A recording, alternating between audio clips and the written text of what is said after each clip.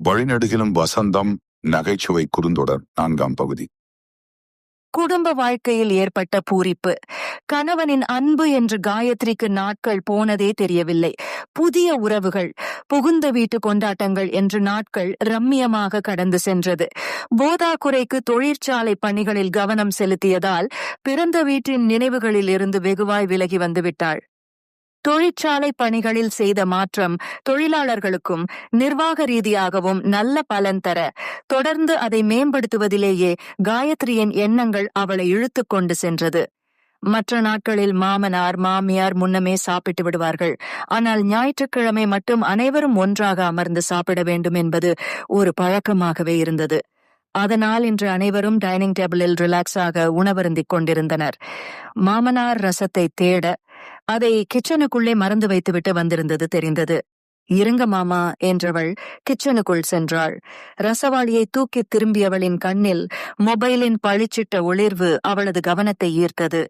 தற்செயலாய் எடுத்து பார்த்தவள் வாட்ஸ்அப் தகவலை பார்த்ததும் திடுக்கிட்டாள். நாளை அப்பாவின் நினைவு நாள். ஷியாமளாதான் நினைவூட்டியிருந்தாள். எப்படி மறந்தேன்? வழக்கமாக நான் தான் காலண்டர் தேதியை மடக்கி வைத்து மொபைல் ரிமைண்டரில் பதிவு செய்து முந்திய தினமே ஞாபகப்படுத்துவேன். இந்த ஆண்டு முதல் முறையாக மறந்துவிட்டேன். நல்ல வேளை ஷியாமளா நினைவூட்டி விட்டாள். பிறந்த வீட்டு ஞாபகம் திடீரென உள்ளுக்குள் நுழையவே அவளை சின்னதாய் சோகம் கவியது. அம்மா தங்கையிடம் பேசி வாரக்கணக்கில் ஆகிவிட்டது. சின்ன சின்ன விஷயங்களை எல்லாம் பேசி சிரித்து எவ்வளவு நாளாயிற்று. எப்படி இவ்வளவு பெரிய இடைவெளி ஏற்பட்டது? அம்மா எப்படி இருக்கிறாள்? ஷியாமளா என்ன பண்ணுகிறாள்? கல்யாணமான சில மாதங்கள் தொடர்ந்து பேசிக்கொண்டே இருந்தேன். இப்போ இவ்வளவு பெரிய இடைவெளி ஏற்பட்டு விட்டது. பிறந்த வீட்டு நினைவுகள் ஒவ்வொன்றாய் வர மனதிற்குள் பெரும் சோகம் அவளை தொற்றிக் கொண்டது. சொற்ப வருமானத்தில் எப்படி வாழ்க்கையை நகர்த்துகிறார்கள்?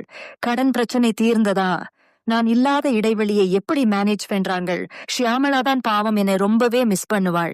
ஒரு போன் கூட செய்ய முடியாத அளவுக்கு பணிச்சுமையும் வீட்டுச் சூழலும் அமைந்து விட்டதே என்று சிறிது வருத்தப்பட்டாள். பின்பு தீர்மானமாய் டைனிங் ஹாலுக்குள் நுழைந்தாள். அங்கு மூவரும் உணவருந்திக் கொண்டிருந்தனர். சாப்பிடுறப்போ எந்திரிச்சு போகாதேன்னு எத்தனை தடவை சொல்லியிருக்கேன் என்றார் மாமனார். பரவாயில்லே மாமா என்று அவருக்கு ரசம் ஊற்றினாள். வா உட்கார்ந்து முதல்ல சாப்பிடு என்றார் மாமியார். கவலையில் மனம் ஊசலாட காயத்ரியின் முகவாட்டம் உள்ளத்தின் நிலையை காட்டிக் கொடுத்தது. காயத்ரி என்னாச்சு? ஏன் டல்லா இருக்கே என்றார் மாமியார் அக்கறையுடன். அம்மா, தங்கச்சி கூட பேசி வார கணக்கிலே ஆச்சு. நாளைக்கு அப்பாவோட நினைவு நாள். எப்படி மறந்தேன்னு தெரியலை. அதான் குற்ற உணர்வா இருக்கு என்று லேசாய் கண் கலங்கினாள். அட, அதுக்குத்தான் ஆரம்பத்திலே சொன்னேன். வீட்டு நிர்வாகத்தை பார்த்திட்டு திவாகரனை கவனிச்சுட்டு வீட்டுல ராணி மாதிரி இருக்கலாம்ல. பிசினஸ் ஒரு மாயவலைமா, நம்மளை இழுத்திட்டு போயிட்டே இருக்கும் என்றார் மாமனார் கரிசனத்துடன். விடுங்க, அதையே சொல்லிக்கிட்டு என்று புவனேஸ்வரி. அவள் பக்கம் திரும்பி, காயத்ரி, வேணும்னா அம்மா வீட்டுல ஒரு வாரம் இருந்துட்டு வர்றியா என்றாள். சட்டென்று நிமிர்ந்த காயத்ரிக்குள் சில் என்ற ஊற்று பரவியது. உண்மைதான். அம்மா தங்கையை பார்த்து எவ்வளவு நாளாயிற்று. ஒன்றாய் உணவருந்தி ஒருவரை ஒருவர் கிண்டல் செய்து கொண்டு அரட்டை அடித்தபடி இருந்த அந்த நாட்கள் அற்புதமானவை. புகுந்த வீடு காயத்ரியை மெருகேற்றியது என்றால் பிறந்த வீடு இவளை வலுப்படுத்தி இருந்தது. துக்கம், இன்பம், கவலை, பிரச்சனை என்று மாறி மாறி சுழன்றடித்த புயலை லாபகமாய் சமாளித்து மனம் அனுபவங்களை கற்றிருந்தது. நல்ல உறவுகள் சூழ அத்தனை நெருக்கடிகளையும் புன்சிரிப்புடன் கடக்க முடிந்தது. அந்த வயதில் ஏற்பட்ட அத்தனை பிரச்சனைகளையும் ஹாலில் சம்மனமிட்டு பகிரங்கமாய் பேசி விவாதிக்க முடிந்தது. வாழ்க்கையை வலுவாக எதிர்கொள்வதை பிறந்த வீடே அதிகளவில் கற்றுக் கொடுத்திருந்தது. என்னம்மா யோசிக்கிறே? மாமியாரின் குரல் காயத்ரியை இயல்பிற்கு கொண்டு வந்தது. சரி அத்தை, எனக்கும் அவங்கள பார்க்கணும் போல இருக்கு என்ற போது குரல் கம்மியது. லூசு, அதான் எப்ப வேணும்னாலும் போயிட்டு வான்னு எத்தனை தடவை சொல்லி இருக்கிறேன். நீதான் எனக்கு துணையாக அதை செய்யறேன், இதை செய்யறேன்னு பிஸி ஆயிட்டே என்றபடி கை கழுவி இருக்கையில் கிடந்த டவலை எடுத்து கையை துடைத்துக் கொண்டான் திவாகர். பின்பு டிரைவர் மாடசாமிய போன் பண்ணி வர சொல்றேன். வேணுங்கிற ட்ரெஸ்ஸ பேக் பண்ணிக்கோ, இப்பவே கிளம்பு, சாயந்திரத்துக்குள்ளே போயிடலாம் என்றான். இதை கேட்ட காயத்ரி, கார் வேண்டாங்க, 4 நாள் அங்கேயே நிறுத்தி வைக்க முடியாது என்று மறுத்தாள். சரி, அப்போ கால் டாக்ஸி புக் பண்றேன், கிளம்பு என்றான். பல மாதம் கழித்து பிறந்த வீட்டு உறவுகளை பார்க்க போகிறோம் என்ற உணர்வே வானத்தில் பறப்பது போல இருந்தது. இங்கு மகாராணி போல வலம் வந்தாலும் எல்லாவற்றையும் மறந்து மகளாய், அக்காவாய் அந்த சின்னஞ்சிறு வீட்டில் அத்தனை சந்தோஷங்களையும் அனுபவித்துவிட வேண்டும் என்ற துடிப்பு அவளுக்குள் சிலிர்த்தெழுந்தது. உற்சாகமாக கிளம்பிய காயத்ரி ஆசையுடன் அம்மா வீட்டு கதவை தட்டினாள். கதவை திறந்த தெய்வநாயகி தன்னையும் மறந்து, "ஏ காயத்ரி" என்று உற்சாகமானாள். குரலை கேட்டு உள்ளே இருந்து ஓடி வந்த ஷியாமளா அக்காவை பார்த்து, "இப்போதான் எங்க வீட்டுக்கு வழி தெரிஞ்சதா?" என்றவள் தன் தலையை தட்டியபடி, "இல்லல்ல, எங்க ஞாபகம் இப்போதான் வருதா?" என்றாள்.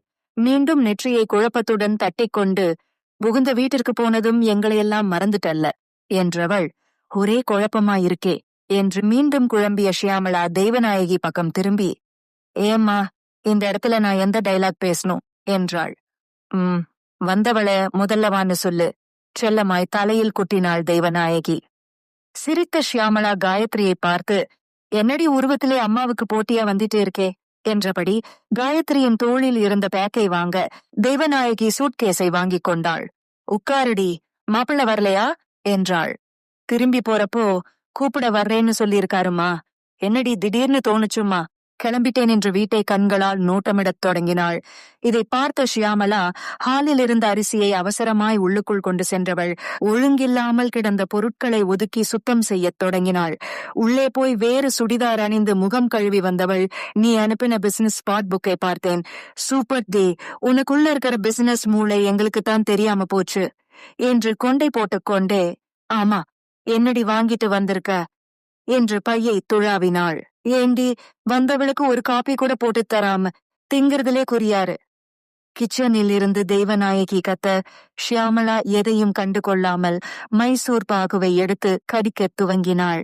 பின்பு கிச்சன் பக்கம் பார்த்து, "அம்மா, சும்மா சீன போடாதே, பால் இல்ல, ரொம்ப நாள் கழிச்சு வந்திருக்கா, கடுங்காப்பி போட்டு அவளை துரத்தி விட்டுடாத" என்று கிச்சனை நோக்கி கத்தினாள். "அட ஆமாம்" என்று நினைவு வந்தவளாய், "இருடி, பால் வாங்கிட்டு வந்துடுறேன்" என்று முந்தானையை சொருகியபடி ஹாலுக்கு வந்தாள் தெய்வநாயகி. "இருமா, நாங்க போய் வாங்கிட்டு வர்றோம்" என்று காயத்ரி தடுத்தாள்.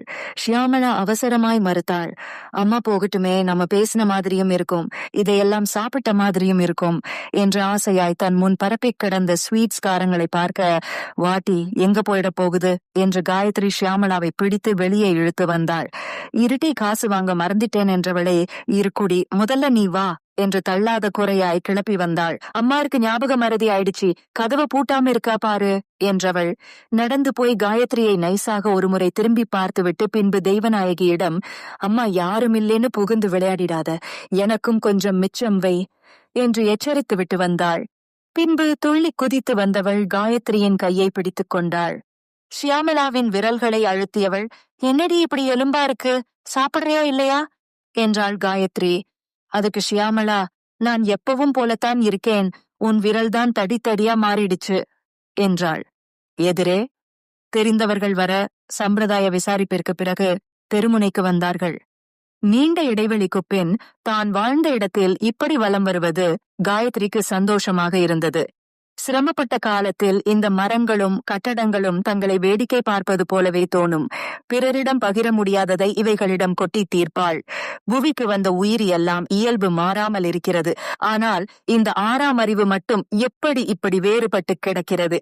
நிலாவில் கால் வைக்கிறது, செவ்வாயை ஆராய்கிறது, அண்டங்களை அடக்கி ஆள முயலும் இந்த அதிசய மனதின் இன்னொரு பக்கம் ஏன் இத்தனை இருட்டாய் கிடக்கிறது? பிறர் துன்பம் கண்டு மகிழ்கிறது, சக உயிரியின் கவலை கண்டு முகம் திருப்பிச் செல்கிறது, மற்றவர் முன்னேற்றத்தை பார்த்து பதறுகிறது, சூழ்ச்சி கொண்டு பிறரை பின்னுக்கு இழுக்கிறது, மனம் ஒன்றும் முகம் வேறொன்றாய் வலம் வருகிறது. புவியில் மிகுந்த அபாய உயிரியும் ஆச்சரியத் தன்மையும் கொண்ட நிலை மனிதனுக்குத்தான் இருக்க வேண்டும். வீட்டுச் சூழ்நிலை கலகலப்பாய் நகர்ந்தாலும் வெளிமனிதர்களின் பார்வையும் எகத்தாளமும் அவர்களை சற்று திடுக்கிடவே வைத்தது. 3 பெண்கள், பக்கபலமற்ற பரிதவிப்பு, அலைபாயும் பொருளாதார சூழ்நிலை, இது மற்றவர்களுக்கு பரிதாபத்தை விட வேடிக்கை உணர்வுகளையே ஏற்படுத்தியது. பார்க்கும் டிவி சீரியலை விட ஆர்வத்தை தூண்டியது. யோசனைகள் இலக்கில்லாமல் படர்ந்து செல்லும். ஒரு பெண் சம்பாதித்து எப்படி குடும்பம் நடத்துகிறார்கள், எப்படி தனியாக வாழ்கிறார்கள், எப்படி சமாளிக்கிறார்கள் என வேடிக்கை பார்ப்பதில், தெரிந்து கொள்வதில் அந்த மனிதர்களுக்குள் அப்படி ஒரு சுவாரஸ்யம். ஒத்தாசை, உதவி என்ற பெயரில் மெல்ல பல சீரியல் கேரக்டர்கள் வீட்டிற்குள் நுழையும். ஷியாமளாதான் ஒவ்வொருவருக்கும் ஒரு பெயர் வைத்திருப்பாள். மெல்லமாய் அவள் சொல்லும்போது இருவருக்கும் சிரிப்பு பொத்துக்கொண்டு வரும். ஏனோ அந்த காலகட்டங்களில் மனிதர்கள் பிடிக்காமல் போனார்கள். மரமும் பறவையும் காற்றும் மின்கம்பமும் உறவுகளாகின. சட்டென்று மனதில் இருப்பதை கொட்டி தீர்க்க முடிந்தது. ரசித்து சிநேகிக்க முடிந்தது. மனம் லேசானதால் பயணம் எளிதானது. ஆனாலும் நல்ல மனிதர்களையும் ஆங்காங்கே பார்க்க முடிந்தது. ஆத்மார்த்தமாய் தட்டி கொடுத்து கவலை விலக்கி தைரியம் கொடுத்த நல்ல உறவுகளும் இந்த தெருக்களில்தான் இருந்தது. ஒரு கட்டத்தில் அண்டை வீட்டு குடித்தனங்களும் பெரிதும் பக்கபலமாக மாறியது. தட்டு தடுமாறி மேலே ஏறி வந்து இன்றைக்கு அந்த ஸ்தாய் இப்பகுதியில் வலம் வருவது காயத்ரிக்கு மகிழ்ச்சியாக இருந்தது. அக்கா இல்லாததால் ஷியாமளாவிற்கும் குடும்பச் சுமை கூடியிருந்தது. பகலில் வேலை, வீட்டிற்கு வந்ததும் டியூஷன், வீட்டு பணி என்று அவளது அன்றாட வேலையும் பரபரவென்று ஓடிக்கொண்டிருந்தது. இந்நிலையில் காயத்ரியுடன் ரிலாக்ஸாக தெருப்பகுதியில் வலம் வருவது அவளுக்கு சந்தோஷமாக இருந்தது. சிலுசிலுவென்ற காற்று ஊடுருவ பழைய நினைவுகளை பேசிக்கொண்டு கடைக்கு வந்தார்கள். பால் பாக்கெட், அரிசி மற்றும் சில சமையல் பொருட்களையும் வாங்கிக் கொண்டாள். வேற எதுவும் வாங்கணுமாடி? நாளைக்கு மொத்தமா வாங்கிக்கலாம். இப்போதைக்கு இது போதும். எப்படிடி இருக்கீங்க என்றாள் காயத்ரி ஷியாமளாவை நேருக்கு நேர் பார்த்தபடி. எங்களுக்கு என்ன, நல்லா இருக்கும் என்றாள் ஷியாமளா. அப்புறம் ஏண்டி ரேஷன் அரிசி சாப்பிடுறீங்க? ஷியாமளா திடுக்கென்று அதிர்ந்தாள். வீட்டின் மொட்டை மாடி. காற்று சிலுசிலுவென்று வீசிக்கொண்டிருக்க நிலா வெளிச்சமும் இதமான சூழ்நிலையையும் ரசிக்க முடியாத நிலையில் காயத்ரியும் ஷியாமளாவும் இருந்தனர். என்ன பேசுவது என்ற குழப்பத்தில் இருவரும் இருந்தனர்.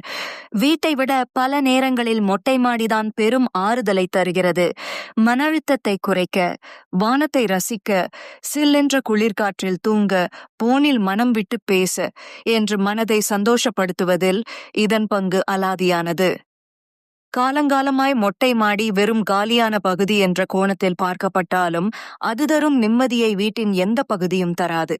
தந்தையை இழந்து நிர்கதியாய் இந்த வீட்டிற்கு வந்தபோது இந்த மொட்டை மாடிதான் பல சமயங்களில் அவர்களுக்கு வடிகாலாக இருந்தது. நினைத்ததை பேசி துக்கம் மறந்து எதிர்காலத்தை திட்டமிட்டு ஒருவரை ஒருவர் தேற்றிக்கொண்டு அத்தனை பிரச்சனைகளில் இருந்தும் மீண்டு வர முடிந்தது. ஷியாமளாவிற்கு காயத்ரியின் வெற்றிடத்தை இந்த மொட்டை மாடிதான் ஓரளவு நிரப்பியது. அக்காவின் நினைவுகள் இங்குதான் ஒவ்வொரு சதுரடியிலும் நிரம்பி கிடக்கும். இங்கு வந்து சிறிது நேரம் அமர்ந்துவிட்டு சென்றால் அக்காவுடன் பேசியது போல பெரும் ஆறுதல் அவளுக்கு கிடைத்தது.